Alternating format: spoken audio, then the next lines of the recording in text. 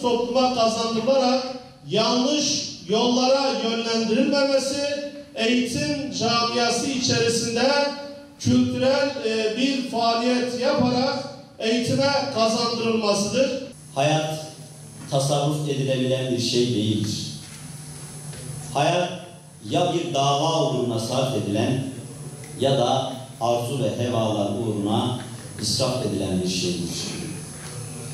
Ömür dediğimiz şey imtihan edilmek üzere insana nakden verilir ve azar azar tahsil edilir.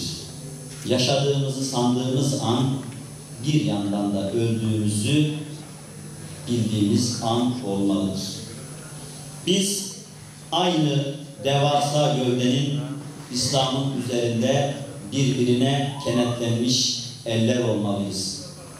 Biz adaleti herkes için teminat bilenler olmalıyız.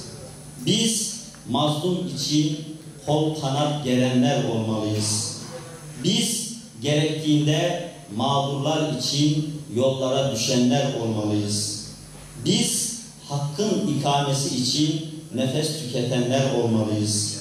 Biz kimsesizlere ensar olup kucak açanlar olmalıyız. Biz sendikacılığı bir kapısını üyelerinin refahına, diğer kapısını bütün insanlığın felahına açanlar olmalıyız. 100 yılda bir harita kurgulamayı adet edinmiş olanlar, hileli yöntemlerle çıkardıkları krizlerle kapitalizmin ilerleme kapılarını genişletmiş olanlar bilemezler. Bizim haritalarımız gönül coğrafyalarımızdır. Bizi kağıt üzerinde masa başında çizdiğiniz sınırlara sıkıştıramazsınız. İşte Türkiye bir ucuyla başka bir yere dokunur, başka bir ucuyla bizden fersah fersah uzak sandığımız insanların dualarıyla korunur. Bunu sizler anlayamazsınız. Sizler her şeyi somut, veri ve çıktı olarak değerlendirirsiniz. Yüreğin her bir atışında ritim olarak neyi zikrettiğini siz asla bilemezsiniz. Bugün Türkiye'de yaklaşık 3,5 milyon Suriyeli var. Bunlar 81 vilayete dağılmış durumdalar. 10 ilimizde ise yoğunluklu olarak yaşamaktalar.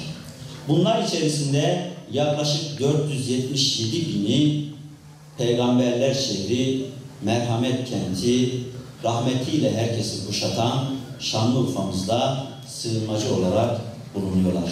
Bunlar sizin iyi niyetinize, bunlar sizin merhametinize, cömertliğinize, insanlığınıza ve İslamlığınıza sığınmış durumdalar. Ve bunların yaklaşık 1,5 milyonu 18 yaşından küçük çocuklar. Kendi ülkelerinde can ve mal güvenliği kalmayan insanlar bu anlamda Avrupa ülkelerine sığınmaya çalışmış, dış ülkelere giderek canlı malını kurtarmaya çalışmışlardır.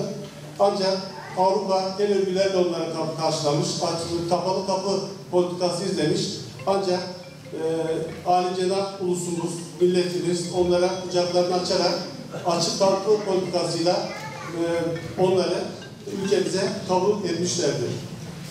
Ve aynı zamanda bu krizin başladığı süre zarfından itibaren Türkiye'de doğan yaklaşık 200 bine yakın Suriyeli çocuğun olduğu da görülmektedir.